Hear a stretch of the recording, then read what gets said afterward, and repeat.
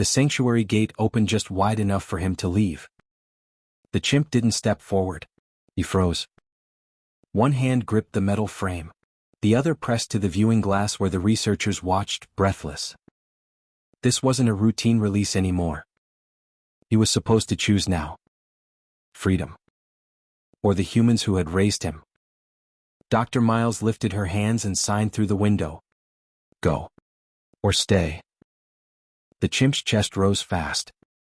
The forest ahead was alive with shadows and movement. Everything he was meant to return to. But behind him stood the only beings who had ever protected him, fed him, and taught him to speak. He looked at both worlds. Then he lifted his hand. Not to wave, not to point, but to sign a single word. Why? The staff stiffened. A wild animal wasn't hesitating. He was asking. Nobody expected him to ask anything. The researchers exchanged stunned looks as the chimp's hand hovered in the air, waiting. This wasn't the confused mimicry of a rescued animal. It was a real question from someone standing between two worlds. Dr. Miles knelt by the glass, signing gently. Forest is your home now. The chimp's eyes drifted to the clinic behind them, the place where he learned to eat again, to sign, to trust voices. He tapped his chest, then the humans, then the trees. You kind? He signed. Forest, safe. Outside, the wind rustled the leaves, carrying distant calls from wild chimps, a life he belonged to but did not know. Inside, the team stood still, afraid of influencing his choice. The moment was no longer about release. It was about trust, and whether he believed the world beyond the gate would hold him the way they once did. The gate slid open only halfway before stopping, intentionally slow, giving him time. The chimp stepped toward it, then backed away, circling the enclosure with restless, uneven strides. His fingers brushed the dirt, then the fence, then his own chest, as if testing which world still felt like his. Dr. Miles watched from a distance, hands lowered, shoulders tight. No pressure, she whispered. We let him choose. But choice was the struggle. The chimp climbed to the observation platform, the same place he learned his first signs. He paused there, staring at the empty hammock, the bowl where he used to sort colored blocks, the perch where he'd watched storms from behind glass. His breath quickened, not fear but grief. He moved again, heading toward the feeding station. Empty now. No fruit, no soft voice telling him, good job. Just the quiet hum of the lights, fading with each passing day as they prepared to let him go. A rustle came from the gate. The forest called. Insects, leaves, distant chimps. No bowls, no fences, and no watching eyes. He stopped in the center of the enclosure, trembling between memory and instinct. The humans stayed still. No calling his name. No coaxing. No offering food. Letting go meant letting him decide without their shadow shaping the moment. Slowly, he turned back toward them. His palm pressed against the glass wall, the one barrier that had separated their world since day one. His eyes softened. He signed with slow, careful gestures. Humans? Good. Forest? Calling. Then he pointed to himself and signed. Try. That single word hit harder than any goodbye. With a deep breath, he walked to the gate again. This time, he didn't hesitate. His hand curled around the metal frame. His foot touched wild soil for the first time. He stepped through. And as the gate slid shut behind him, he didn't look back, not out of rejection, but because the hardest part of leaving was already over. For hours after he crossed the threshold, the researchers watched from the observation deck, unsure whether to stay or give him space.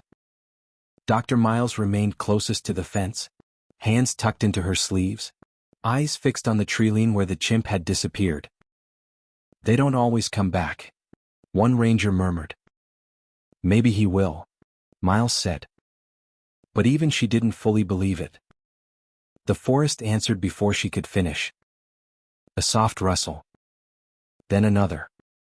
The chimp emerged from between the ferns. Not running, not afraid.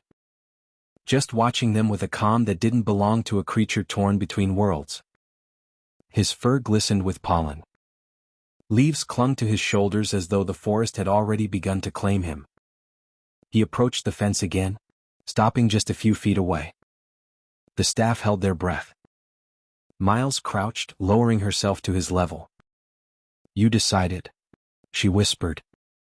He reached out, not touching the fence this time, but the air between them, a quiet bridge made of memory and trust. His fingers curled in a gesture they had seen only a handful of times. His sign for safe. Miles felt her throat tighten. "Are you telling us you're okay?" The chimp blinked once, slow and deliberate. Then he signed again, shaping each gesture with intention. "Humans? Kind. Forest, home."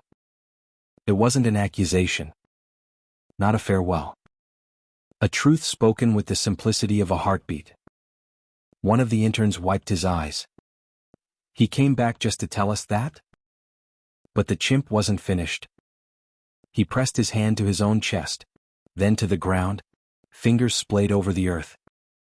A choice claimed, a promise made.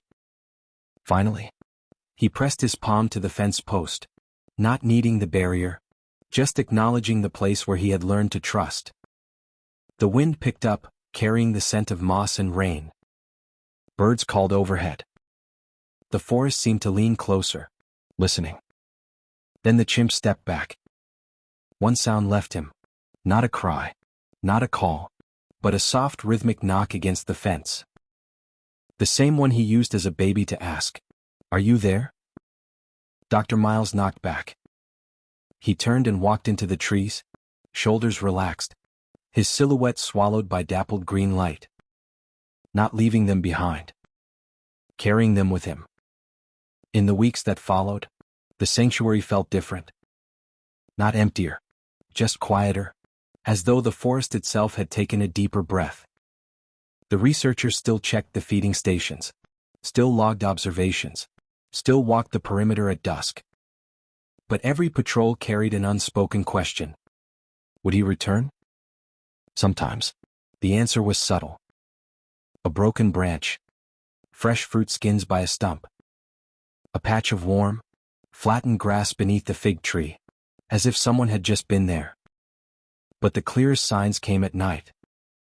Rangers on the North Trail reported hearing soft, rhythmic taps on the trunks. Not random knocks. Not woodpeckers. 3 light beats. Pause. 2 more. The same pattern he'd used as a juvenile, sitting in Dr. Miles's lap during stormy nights, asking, "Are you still here?" And always, the forest answered, wind brushing through vines, leaves trembling in reply.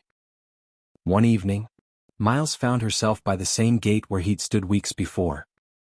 The woods stretched ahead, deep, ancient, full of secrets. She placed her palm on the metal, eyes soft. "You're home?" she whispered. A faint shape moved in the canopy. Branches swayed without wind. Dark eyes glimmered through the leaves, watching, calm and certain. He didn't come down. He didn't need to. His presence was enough. Miles smiled, feeling the ache of pride settling warm in her chest. "We didn't lose him," she said softly. "We gave him back." A final tap echoed from the trees, gentle, unmistakable. A greeting, a reminder. Walls separate, but kindness reaches through. And the forest closed around the sound like a promise kept.